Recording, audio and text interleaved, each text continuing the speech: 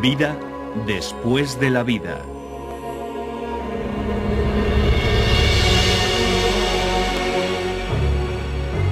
La expedición científica de Tom Harper. Al recordarlo, es como si la realidad fuera un sueño y aquello fuera la realidad.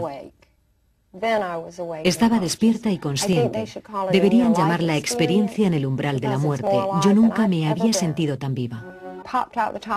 Después observé un cuerpo que se encontraba tumbado sobre una camilla. Vi a los cirujanos inclinados sobre el cuerpo. Me di cuenta de que era un cuerpo, mi cuerpo, pero no me relacioné con él. No supe que era el mío, que era yo misma. Suena muy extraño, pero en aquel momento lo sentí así. Su cerebro no tiene sangre y no hay actividad eléctrica. Al estar conectados los cables, el corazón no late, no respira y su temperatura corporal es de 14,5 grados centígrados. Cumple todos los requisitos para decretar su muerte corporal.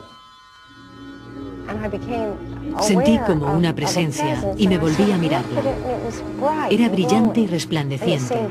La sentía muy lejos. Yo parecía estar subiendo por el hueco del ascensor y al final estaba esa luz increíble, resplandeciente, preciosa. Jamás había visto una luz así. Parecía estar viva. Parecía respirar.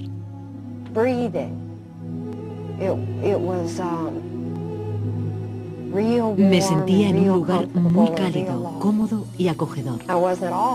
No sentía ningún miedo. Era maravilloso.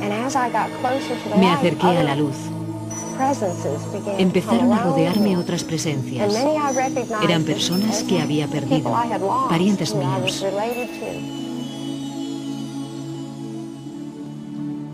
Lo curioso es que mientras que permanece fría, sin sangre en el cerebro, no hay actividad eléctrica. Hubo un momento en el que supe que debía volver al túnel. Allí estaba. Y recuerdo que oí una frase de una canción de los Eagles. Puedes despedirte si quieres, pero no lograrás marcharte. Y pensé, qué tortura, es tremendo. Y luego, mi siguiente recuerdo consciente fue el de abrir los ojos y ver a mi familia alrededor.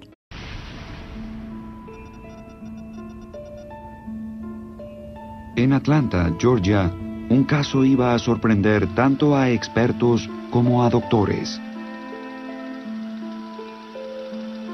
El cardiólogo Michael Sabon también estudiaba las experiencias de casi muerte cuando se topó con un relato extraordinario.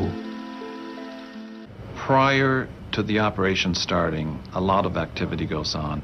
The patient is put to sleep. The eyes are taped shut. There are little clicking devices put in each ear in order to monitor the brain.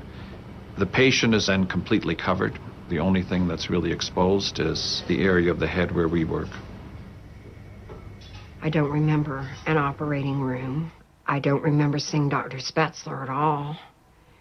I was with a fellow. One of his fellows was with me at that time. After that, nothing. Absolutely nothing. And I remember the top of my head tingling, and I just sort of popped out of the top of my head. And I was then looking down at the body. I knew it was my body, but I didn't care. My vantage point was sort of sitting on the doctor's shoulder. I remember the instrument in his hand. It looked like the handle to my electric toothbrush. I had assumed that they were going to open the skull with a saw. I had heard the term saw, But what I saw looked a lot more like a drill than a saw. It even had little bits that were kept in this case that looked like the case that my father stored his socket wrenches in when I was a child. And I remember distinctly hearing a female voice saying, "We have a problem. Our arteries are too small. Try the other side." And what had happened was they accessed the femoral arteries in order to drain the blood. And I did not understand that. In the process of my study, I went and interviewed Dr. Spetzler and looked at his operative report, and I found that what she saw from her out-of-body experience seemingly corresponded very accurately to what had actually occurred. She looked at the bone saw that was being used to cut open her skull. I didn't have any idea what this thing looked like. She described it as an electric toothbrush, which I thought was ridiculous. I had to send off for a picture of this saw to Fort Worth, Texas, to confirm whether or not what she said it looked like actually was accurate. And I was astounded when I saw the picture. It indeed does resemble an electric toothbrush. I don't think that the observations she made were based on what she experienced as she went into the operating room theater. They were just not available to her. For example, the drill and so on, those things are all covered up. They're not visible. They were inside their packages. You really don't begin to open until the patient is completely asleep so that you maintain a sterile environment. She also heard a conversation during the operation between Dr. Spetzler and the cardiovascular surgeons who were cutting into her legs to hook her up to the heart-lung machine. When the cardiac surgeon incised her right groin, she found that her veins and arteries were too small, and she had to go over to the left side. And there was some conversation at the time between the doctors. Pam accurately recalled hearing that conversation. At that stage in the operation, nobody can observe, hear in that state. And I find it inconceivable that your normal senses, such as hearing, let alone the fact that she had clicking modules in each ear, that there was any way for her to hear those through normal auditory pathways.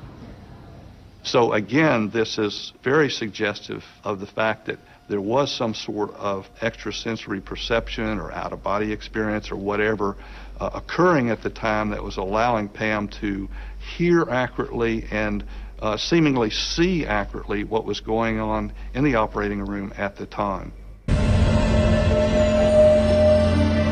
Las investigaciones clínicas sobre las experiencias entre la vida y la muerte se atreven a sugerir lo imposible, que hay pruebas de que la mente puede seguir viva después de que el cerebro ha dejado de funcionar. El doctor Pim van Lommel de Holanda y los doctores Sam Parnia y Peter Fenwick de Gran Bretaña son los pioneros de esta nueva investigación. Hasta ahora se pensaba que el cerebro era el que creaba la conciencia y los recuerdos. Pero cuando estudias las experiencias cercanas a la muerte, hay que replantearse ese concepto. Y quizás habría que considerar al cerebro no como creador, sino como receptor de la conciencia. Y eso es una revolución. Los tres médicos seguían oyendo las mismas narraciones de experiencias al filo de la muerte y querían investigar en qué momento exacto del proceso se produce. ¿Podría suceder cuando el cerebro no funciona? ¿Cuando una persona está clínicamente muerta? ¿Que cómo cambié después de mi experiencia? Todo cambió a mi alrededor. Ahora me interesa la gente. Me interesa cultivar el espíritu.